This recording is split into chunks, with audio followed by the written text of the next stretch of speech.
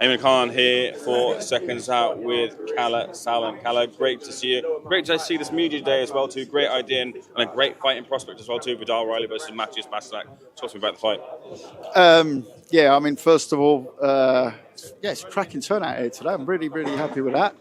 But I think the undercard warrants it, because to call it an undercard, we've got a European title, a world title, a great heavyweight banger, UK banger. We've been trying to make that fight for a while with Matty Harris Ignatius.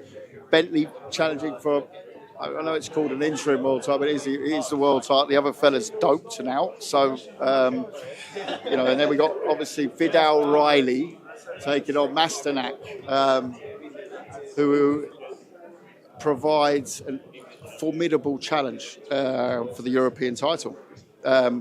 But so exciting when you look at the landscape of the cruiserweights at the moment, with the belts coming up for grabs later this year. So we just felt it was the right time to roll the dice. I signed Masternak 14 years ago, and he was a very, very hot prospect at the time. He went on to be European champion, world title challenger. Tough guy. Was in the World Boxing Super Series years later. And belongs to the top cruiserweight over the last 10 years. He will have slowed, but the problem for Vidal is speed was never really his asset. So he brings war to a ring. He's in your face. It's not like a one punch here. He just smothers you, and just work rate is so high. So it's very, very. It's a risky fight, but I think a measured risk. It sets us up. The reward is it just sets us up so nicely in the world rankings with the belts coming available. Is this the fight? Is this the title where Vidal Riley finally gets the credit that seems to be escaping him? People still seem to look at him as a YouTuber or a social media star. Which I don't think even really bothers him too much. It's.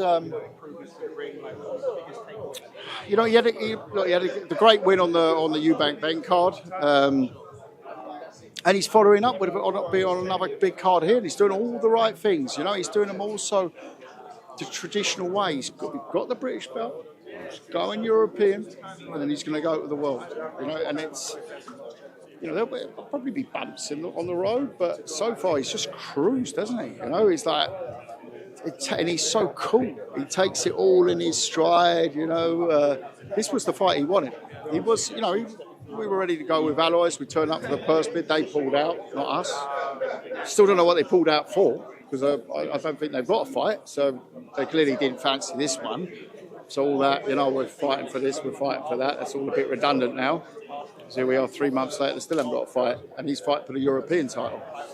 So that one's dead and buried, right? So he's done his part there, and here we are. Let's fight for a European title. So I'm thrilled it's worked out this way in a way as well. What about Matty Harris, that heavyweight fight? Well, we've tried to make that fight for a while. I've seen that fight so many times on our internal sort of schedule of upcoming fights, and for one reason or another it hasn't happened, so I'm delighted to put that on.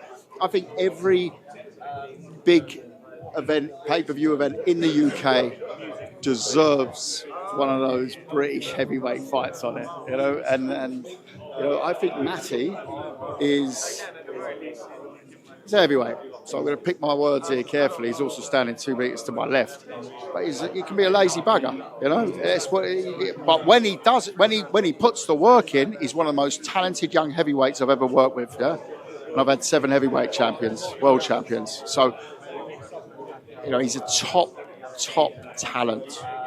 But talent don't pay the bills. He has to step it up. And when I say step it up, his performance is normally pretty good. He had the setback, came back with that.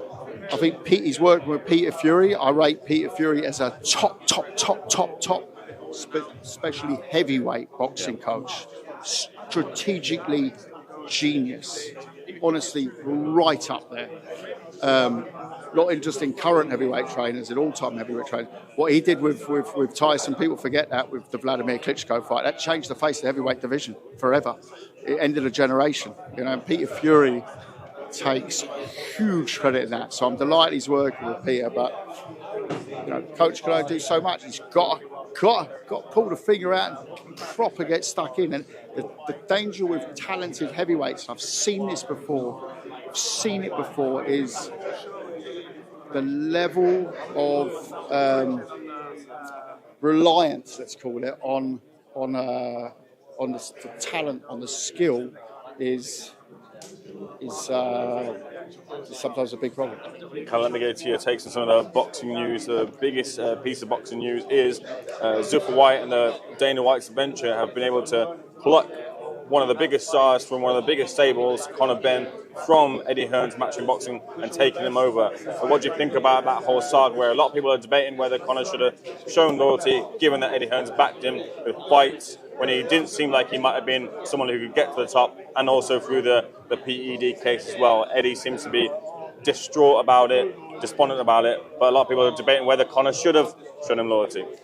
First of all, I don't think Eddie's distraught about it, but he's a great player to the camera. No, he would have been a bit heartbroken. I've been there before, I've been there many times before.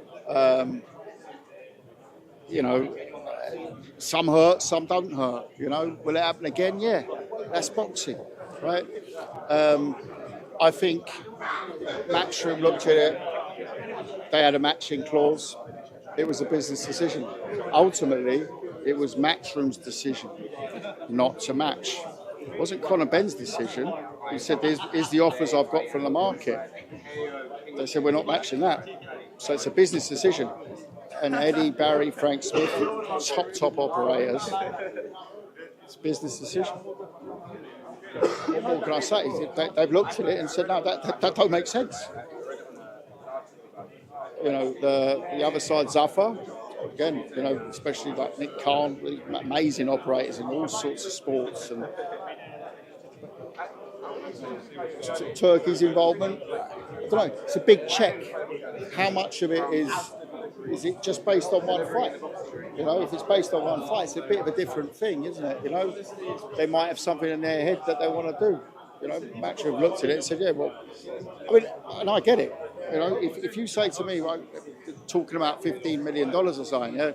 So if I'm signing on a promo, yeah. So what am I going to do with him if he loses, right? What am I going to give him? 7.5, 5 million? Where's he going to box? Copper box, right? If he loses a fight, gets knocked out, right? So he's at that level, right? If he wins, it's but then you're backing him. Clearly, it's a tough fight that he's going, and he's not going to be boxing a soft touch for 15 million. It's a tough fight.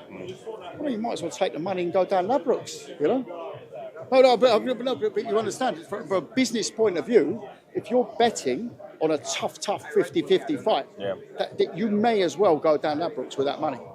But simple as that. So, but they will, those are top operators at the other side of the table. So they'll have their, is it partly ego? Is it partly an advertising, decision to advertise Zuffa? Because it's worked, hasn't it? Yeah.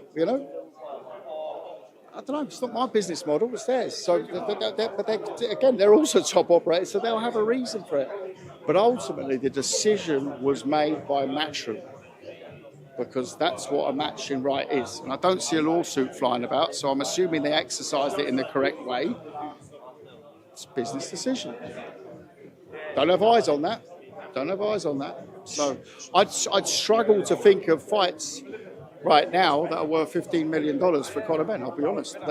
So I haven't really looked at it. I haven't looked at the numbers and things like that, but from my wincy bit of experience, I don't know who he could fight. Hulk Hogan? Yeah. Should Conor have called him? Misfits, we could talk, misfits, there'll be some fights that, probably, but in boxing, I don't know. Should Conor have called him? That's what Eddie's saying. And that's a personal thing. I don't know. It's like, if I dump my missus, do I call her or not? It's a personal thing, isn't it? Have I done the right thing or the wrong thing? I don't know. I'm not in a love affair between Conor Benn and Eddie Hearn. On paper, yeah. Sorry, mate, I'm off. I'm not taking the thing. Does it really matter? I don't know. I'm a bit hard like that. I get it. It's business, right? But they've got a different relationship. I've got fantastic relationships with some fighters.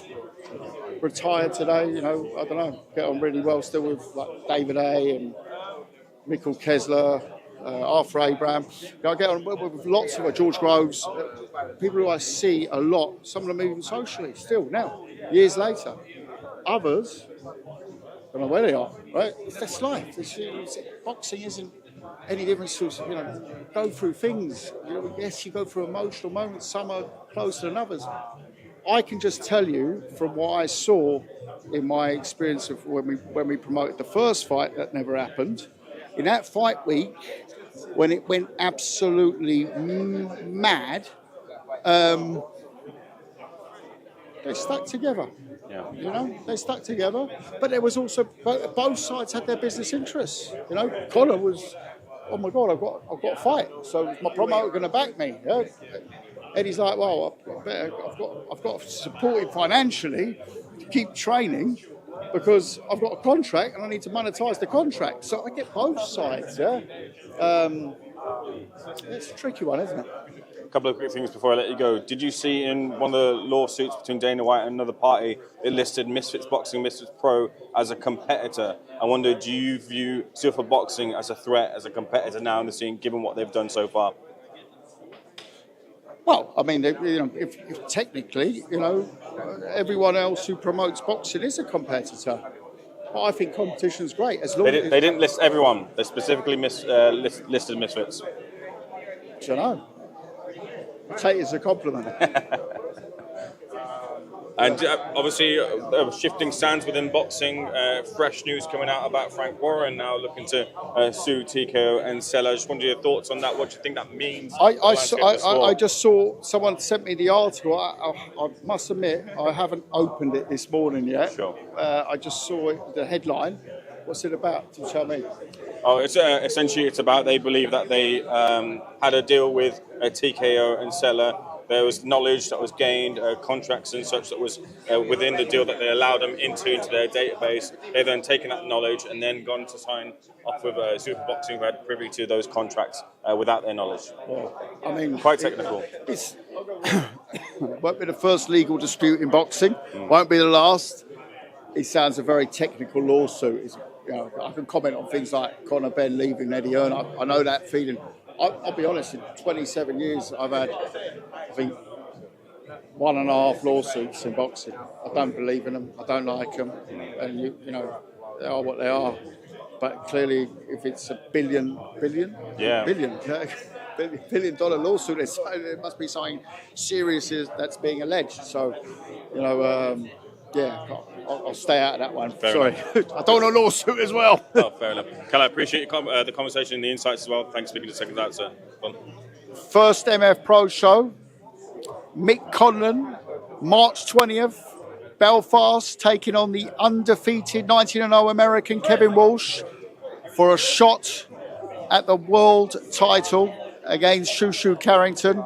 Tune into the zone. Don't miss it. Fantastic card. March 20th. I just want to say, because people are always talking about this is our first MF Pro show. I did a media tour of Ireland yesterday, Northern Ireland, with Mick Conlon.